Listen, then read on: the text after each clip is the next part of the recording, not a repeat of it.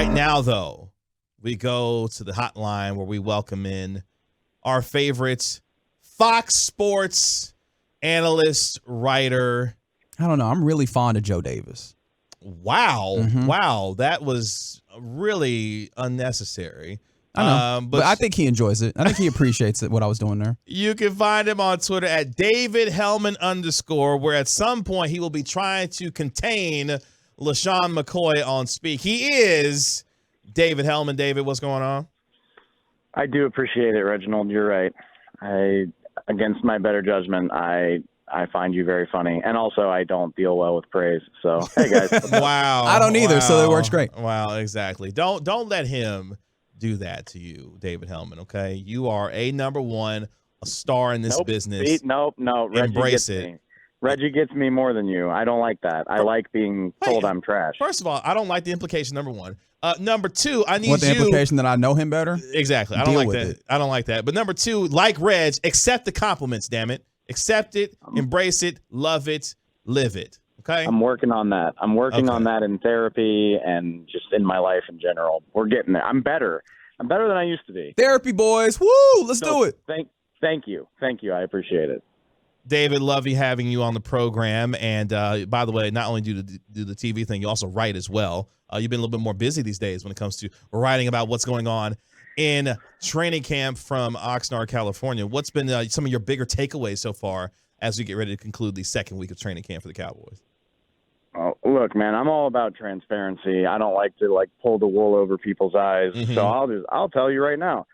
The hardest thing about or the biggest takeaway from training camp is trying to cover a training camp from Dallas when they're in Oxnard. I didn't make the trip this year, and I'll be honest with you. I think this is the first training camp I haven't been at, I guess, since 2012, which is a long damn time. And typically you're out in Oxnard from late July to mid-August.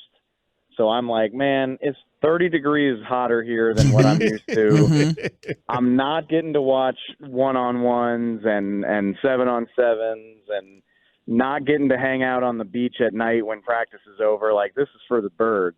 So, I mean, I guess the more direct football answer is I think when you get to be all the way out here, like when you're not swept up in the minutia of camp, because when you're there, when you're standing 3 feet away from it all, you're like, oh my God, Jalen Brooks is having the camp of his life, or like Deuce Vaughn just continues to do all this good stuff. And that's all true. Like, those guys seem like they're having great camps. I don't mean to talk crap about them, but like when you pull back a little bit, you're like, yeah, this is going about how you would expect the training camp to go. Like, thankfully they've managed to avoid major injury to this point. It certainly seems like there's good back and forth between the offense and defense, the feistiness, the way that the defense seems like it's coming together with Stephon Gilmore in the mix. And like, when you just look at the big picture, you're like, yeah, like, This sounds like it's going about according to script, and you don't need to get swept up in the day-to-day momentum of it all. All right, David, I will follow up with something that is more important and less nonsensical. However, for against my better judgment, I will actually comply with this request that is currently in my text message that says, ask Helman if his self-esteem is better this year without the daily reminders that he'll never shoot practice video, as well as Machota. That comes from your friend Robert Belt. Wow. I mean, my self-esteem's always been a problem anyway, so like, that's whatever. But no, I've always given John his flowers. I've always acknowledged that he was better at it. So yeah, like, again, being here in Dallas, it's kind of been fun to just sit back and watch John and Bobby do it instead of like feeling the pressure, because it's a first world problem, but there's a certain amount of pressure that goes on with like, okay, the Cowboys fan base is relying on me to get the best angle possible of this video. So it's nice to just be sitting at my laptop or sitting on my phone like, damn, good job, John, and not have to worry about actually doing the work. Imagine the pressure of the Cowboys fan base relying on you to block for the running back and then looking around and saying, I'm not getting paid as well as the other folks. Like, what is your level of concern when it comes to Zack Martin still at this point not being at camp? I don't care at all. Ooh. I won't wow. Oh, okay. Should I? I mean, I would hope that the Hall of Fame right guard would at some point get to camp, right? What's today? August 3rd? That's It right. is indeed. Okay, cool. So, like, they have a month until the week that they need to be ready for the Giants. I think I looked this up. Like, practice in the NFL starts on Wednesday for a game week. So, if the game is on September 10th, so like practice is September 6th. If he's there for that, I really don't care. I'm being so serious right now. I really don't. So there's no concern that, like, you know, this means him not being there to this point means that he's really serious about trying to get his, and the rhetoric that Steven and Jerry have bandied out here of just basically stonewalling this means that it's unlikely that something happens. None of that concern. One way or the other, it's going to work out. In a perfect world, and I wrote about this week for Fox Sports, in a perfect world, the Cowboys realize actually Zack Martin is better off on an extension for us anyway because his cap hit next year is $24 million. He's on the last year of his deal starting next year, which means you can't get flexible, you can't get creative with that cap hit. So would you rather have Zack Martin for 1 year at $24 million on the cap next year, or would you rather extend him for 2 or 3 years and be able to move that money around? I know the answer, for me anyway. I mean, Zack Martin's still, if he's not the best guard in football, he's top 3. But I have no problem saying he's still the best guard in football. So I don't see why the Cowboys wouldn't want to extend him, other than, you know, that silly argument about not wanting to set a precedent. But guess what? When the guy in question is definitely going to the Hall of Fame, then you can do that. Like, if somebody else comes to you and says, well, Zach got paid, I want mine, and you say, well, you're not Zack Martin. Like, it's that easy. It really is. So I'm not worried about that. I'm rooting for Zach to get a new deal, but I will say this. If the Cowboys really decide that they're going to play hardball, I have a hard time believing Zack Martin's going to miss game checks. Like, players just don't like to do that. They really don't, in my experience. Like, very rarely does that ever happen. So if the Cowboys are really willing to ride this all the way out until the first week of September, I think Zack Martin will show up because, again, every Tuesday you get 6 figures wired into your bank account, and players like having that. So one way or the other, it's going to be fine. And I don't think Zack Martin needs the practice time, and I'm totally cool with not subjecting him to the risk of injury. So, yeah, unless he's not here on September 4th, I really am not spending a lot of time worrying about it. David Helman of Fox Sports joining us here on the Get Right with Reggie KG on 105.3 The Fan.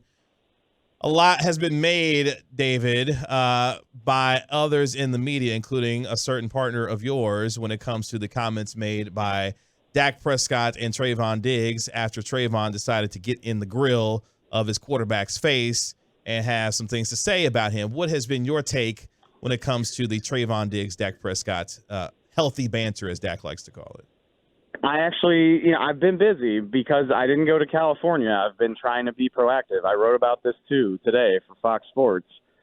I mean, obviously, I think anybody within the Cowboys bubble understands that this is a non-story. Dak is as big of a trash talker as anybody on the team, as everybody's been saying for the last few days.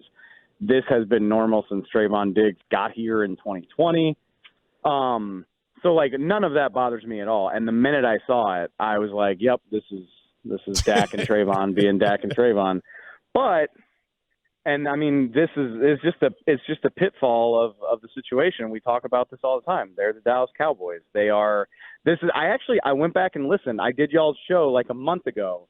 And the last thing I said was that people are going to try to draw you offside because you follow the most polarizing team in the league. Mm-hmm. I said that a month ago, and it took no time at all for me to be proven right because, look, if you don't like the Cowboys, you hate them. If you're not rooting for them to succeed, then you're hoping that they fall flat on their face.